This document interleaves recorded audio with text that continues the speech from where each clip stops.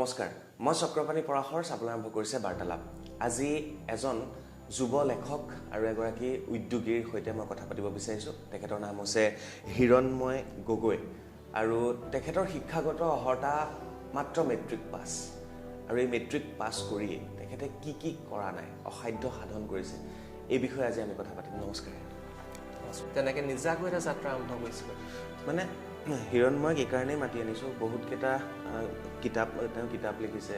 award তেওঁৰ আছে ফেমিনাত article publish হৈছে তেখেতৰ সম্পৰ্কে ইণ্ডিয়া টুডেত আৰ্টিকল পাব্লিছ হৈছে মাত্ৰ ক্লাছ 10ৰ মেট্ৰিক পৰীক্ষাটো পাছ কৰিয়ে হয় তাৰপাছত মই সেইকাৰণে সুধিম চমুকে দিবা উত্তৰটো যে পঢ়া শুনাটো লাগিব নিশ্চয় অকল মানে আমি matric pass higher secondary pass engineer doctor BA পাছ MA পাছ LLB পাছ মাছ কমিউনিকেশ্যন পাছ তো এইখিনি কৰিয়েই আমি বহুত জনা হৈ যাওঁ নেকি নে মেট্ৰিক পাছ কৰিও আমি অভিজ্ঞতাৰে শিকিব পাৰোঁ শিক্ষাটো পুথিৰ মাজত আবদ্ধ হোৱা বস্তু নহয় শিক্ষা পৃথিৱীত আছে বতাহত আছে পৰিৱেশত আছে মানুহৰ জীৱনৰ ভাজে ভাজে আছে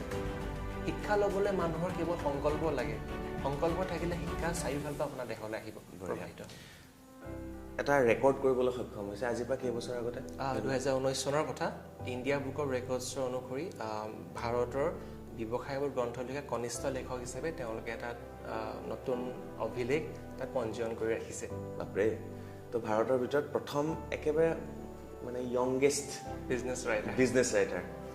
মই ভাবোঁ যে মানুহৰ জীৱনটো কেৱল মেট্ৰিক হায়াৰ ছেকেণ্ডেৰীতে সীমাবদ্ধ নহয় যিটো এটা ভুল ধাৰণা আমাৰ অতীজৰ পৰা প্ৰচলিত হৈ আছে যে মেট্ৰিকৰ ৰিজাল্ট বা হায়াৰ ছেকেণ্ডেৰীত মানুহ খুব উৎফুল্লিত হয় প্ৰতি বছৰে আমি ষ্টেণ্ড কৰা ল'ৰা ছোৱালীৰ বাতৰি আমি লাভ কৰোঁ বা বিভিন্ন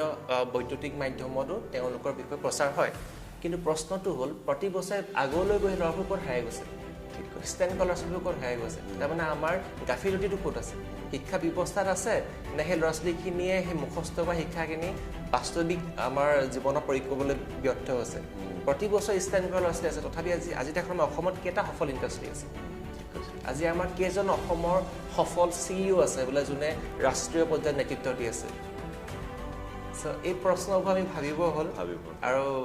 উঠি অহা স্বামীয়েও কথাবোৰ গুৰুত্ব দিব লাগে যে নম্বৰ শিক্ষা জীৱনৰ এটা অংশ কিন্তু নম্বৰে শিক্ষা জীৱন নহয় তুমি বাদ দিয়া এইবোৰ ওচৰ মানুহে মাজতে হাঁহিছিলে যে এইবোৰ ল'ৰা আজিকালি UNCত চাকৰি কৰিব লাগে অইলত চাকৰি কৰিব লাগে কাৰিকৰ হ'বলৈ গৈছে বুলি হাঁহিছিলে চ' এইবোৰ থাকেই মানে ভিন্নজনে হাঁহে আৰু কিন্তু কথাটো হ'ল যে মই জানো মোৰ সপোনৰ গভীৰতাটো কি মই দেখিছোঁ সপোনটো